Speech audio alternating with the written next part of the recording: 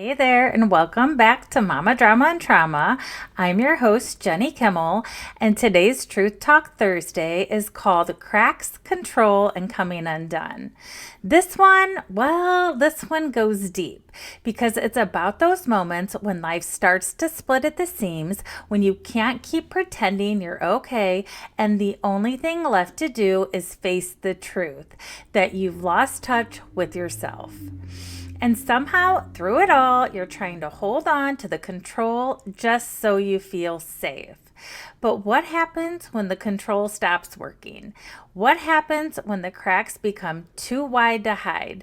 That's where I was, and that's what I want to talk about today. The cracks begin to show. I think the hardest part about falling apart is realizing it doesn't happen all at once.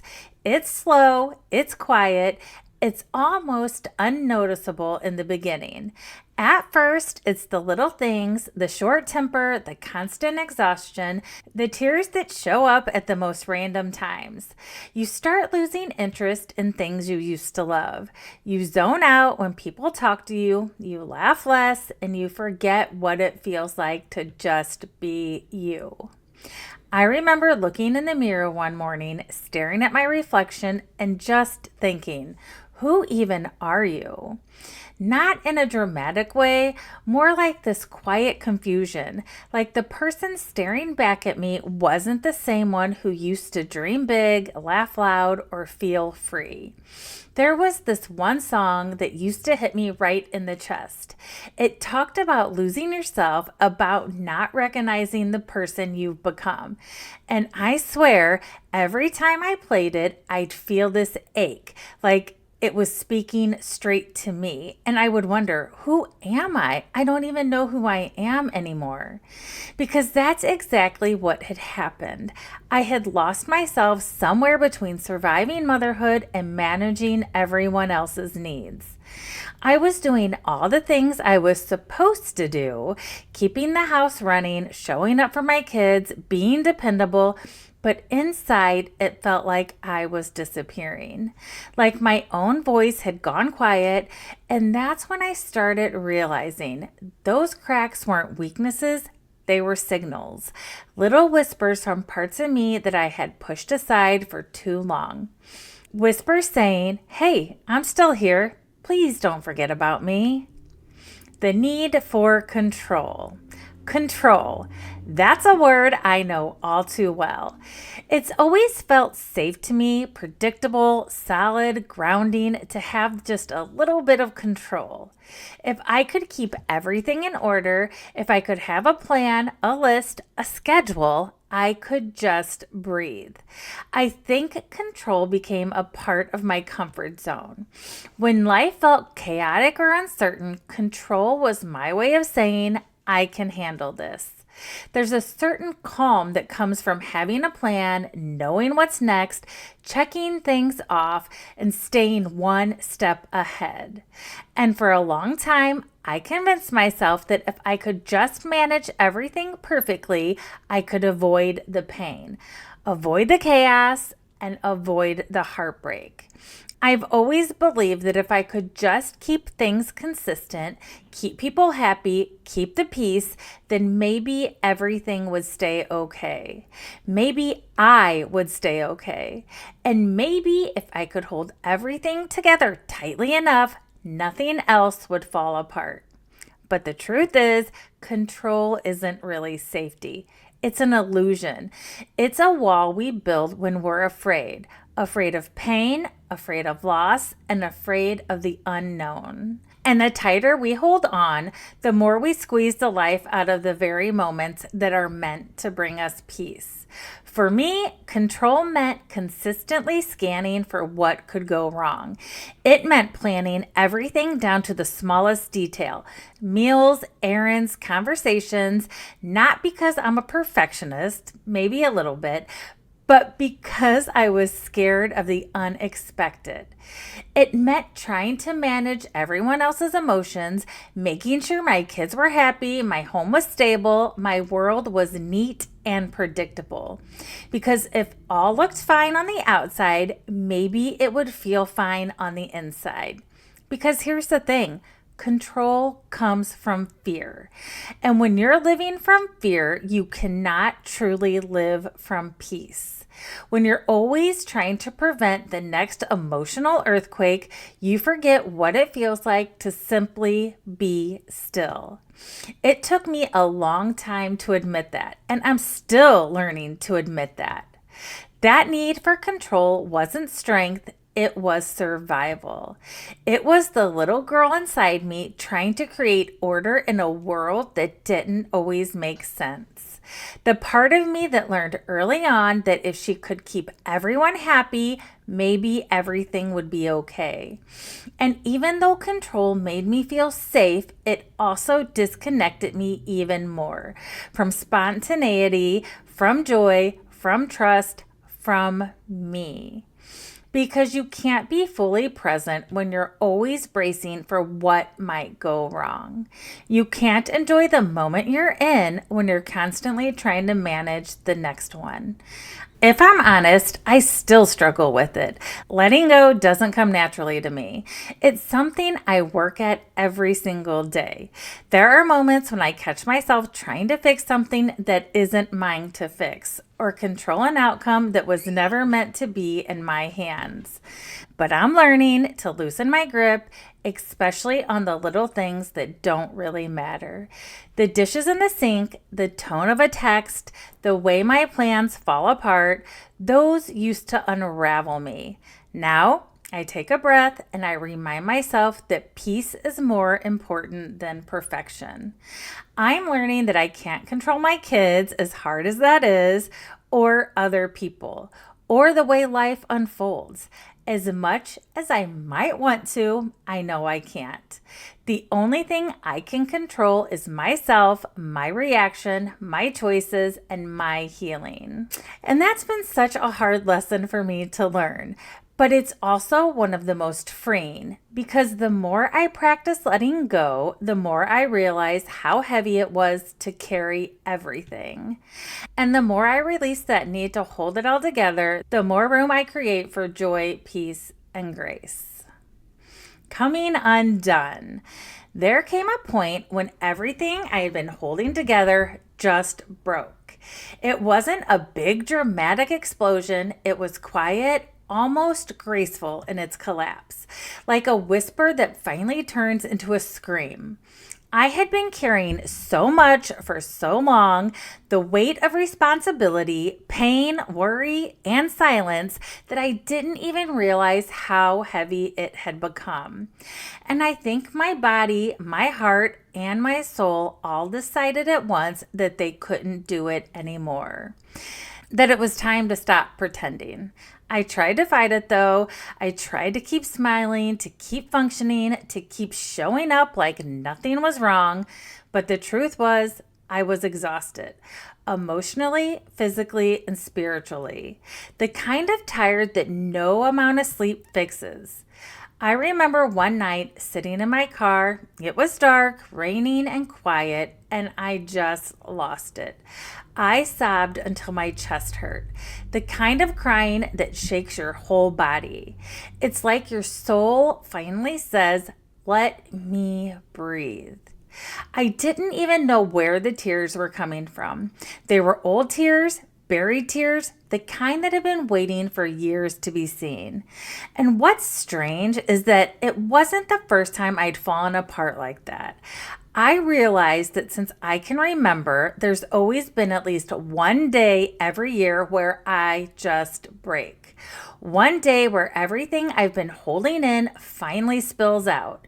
It's like my body picks a day, almost like clockwork, and says, "That's enough." And I just crash. I cry, I fall apart in every way possible.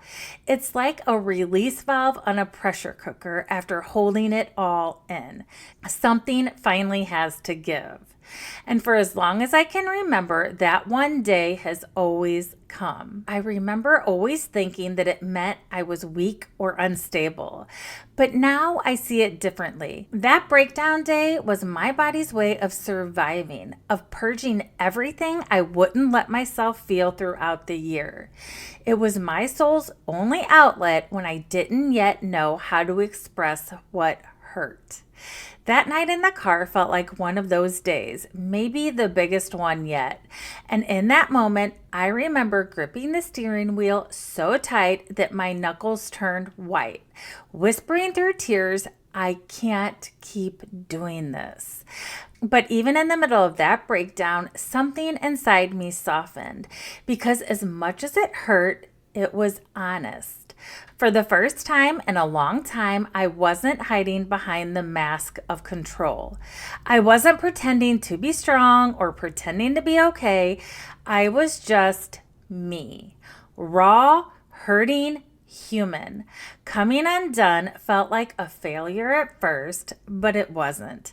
It was honesty, it was freedom, it was everything I'd been holding in finally finding its way out. When you've built your life around holding everything together, falling apart can actually be the most honest thing you ever do. Because that's when the truth shows up. The truth about what hurts, what's missing, and what you really need. And in that breaking, as painful as it was, I started to breathe again. Real, deep breaths. Not the shallow, I'm fine kind of breathing, but the kind that comes from finally letting yourself feel. And sometimes that's the moment everything changes. When you stop running from the pain and finally let it speak. Finding strength in surrender. Once you've come undone, the next step, the hardest step, is surrender. Not giving up, but letting go. Letting go of what you cannot fix. Letting go of who you thought you had to be. Letting go of the illusion that control equals safety. Surrendering was terrifying for me because it meant trusting, and I hadn't trusted anything in a long time. Not people, not life, not even myself. But there came a day when I was just done fighting, done trying to manage everything and everyone, done carrying the weight of the world on my shoulders like it was mine alone to bear. And I can't even explain the exact moment it happened, but I remember the feeling. It was like a release, a deep exhale after years of holding my breath.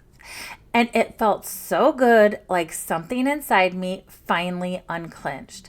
Like my body and soul were both finally saying, just let go. For the first time in forever, I stopped trying to fix it all. I stopped over-explaining, overthinking, overdoing. I just let the silence come, and instead of fearing it, I found peace in it. The surrender felt soft, not like failure, but like freedom. It was that gentle realization that the world will keep turning even if I stop spinning. That it's okay to set things down that were never mine to carry in the first place. And that's when I started wanting something different out of life. Not success, not perfection, not control, just peace. That's where my heart began to whisper, I want easy from here on out. Not easy as in lazy or effortless, but easy as in gentle, simple, peaceful.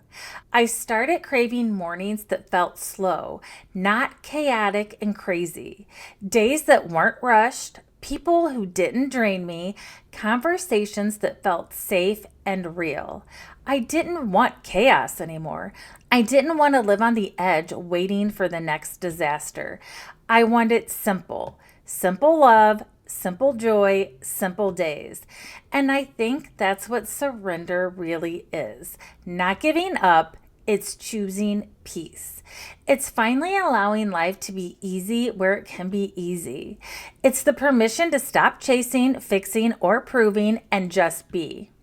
Now, when I feel myself reaching for control, I pause, I breathe, and I remind myself that I don't have to carry it all. The dishes can wait, the answers will come, the healing will unfold in its own time. That surrender, that release has become my sacred space. Because every time I let go, I make room for peace to take its place. And that's where I want to live now, in that space, in that softness, in that simple peace. Rebuilding the connection with myself. Rebuilding the connection with myself has been the most beautiful, challenging, and sacred parts of this whole journey. For so long, I didn't even know what it meant to be comfortable in my own skin. And honestly, it was scary. Scary to sit with myself and not have anyone else to take care of. Scary to look at my life without the labels of wife, mom, fixer, or caretaker, and just ask myself, who am I? Who is Jenny when she isn't managing someone else's needs? Who is Jenny when there's no one to rescue, no one to plan for, and no one to please? And what does Jenny even want? That question haunted me for a long time because for years I had been so busy keeping everyone else okay that I forgot what made me okay. And it's not that I meant to leave myself behind, I just ran out of energy.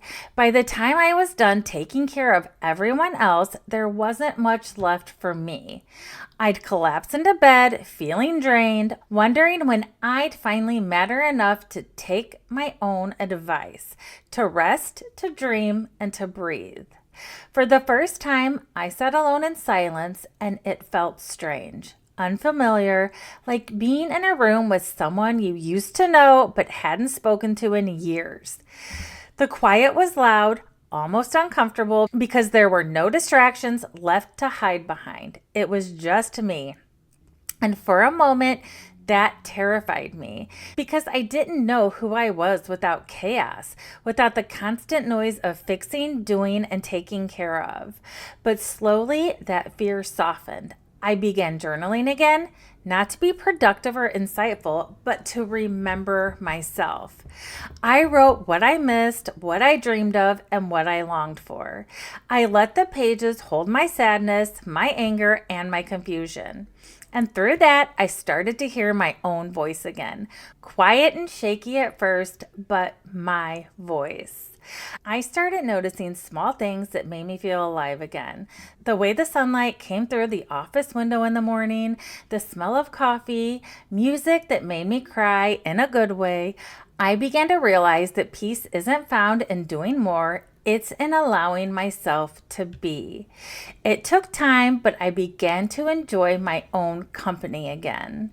I'd go for walks, sit on the back porch, or drive with no destination, and it didn't feel empty anymore. It felt safe, like coming home to myself. And the biggest shift came when I realized I didn't need to fill every silence. I could just exist. No performance, no pretending, just me. Now, when I catch my reflection, I don't see someone broken or lost. I see a woman who is learning to love herself again, not because of what she does for others, but because she finally sees her own worth. I see someone becoming softer and stronger at the same time. Someone who knows that peace isn't out there waiting for her somewhere. It's right here inside of her. And maybe that's what this whole journey has been about all along. Not finding my way back to the old me, but meeting the new me for the first time. So if you're listening right now and you're in that space where you're trying to find yourself again, where the silence feels too loud or letting go feels impossible, I want you to know you're allowed to fall apart. You're allowed to try to stop fixing everything. You're allowed to rest because healing isn't about rushing to be okay. It's about rebuilding slowly, gently, and truthfully. It's about getting to know yourself again. The parts that you lost, the parts that you hid, and the parts you're just now discovering. And maybe, just maybe, you'll find that the version of you who rises from all of this isn't the same woman who broke. She's softer, she's wiser, and she's freer. She's learned that peace isn't something you chase, it's something you choose. And that's where I am right now, learning to choose peace every single day. And I hope you do too. Before we wrap up, a quick reminder about the giveaway. I just want to let you guys know I've noticed some people have went ahead and shared it on social media pages, but to be entered into the contest for the Mama Drama and Trauma Self-Care Bundle giveaway, you must go to the YouTube channel and comment under the official giveaway video titled Mama Drama and Trauma Self-Care Bundle Giveaway. That's the video your comment needs to be under for your entry to count. So it's super important you go there and comment under the video what you like doing during your me time. What is your favorite thing to do when it's just you? Do you like to read a book? Do you like to journal? Or maybe just catch up on your favorite TV show? And that's how your name gets entered into the drawing for the bundle, by subscribing to the YouTube channel and commenting under that post. So don't forget to head over after you're finished listening here, leave your comment, and make sure you're subscribed to the Mama Drama and Trauma YouTube channel. And that's how you officially enter. If you share it on other social media platforms, that's fine too, but that's only for an additional entry. As always, you are strong, you are worthy, and your story matters. Until next time, take care of you.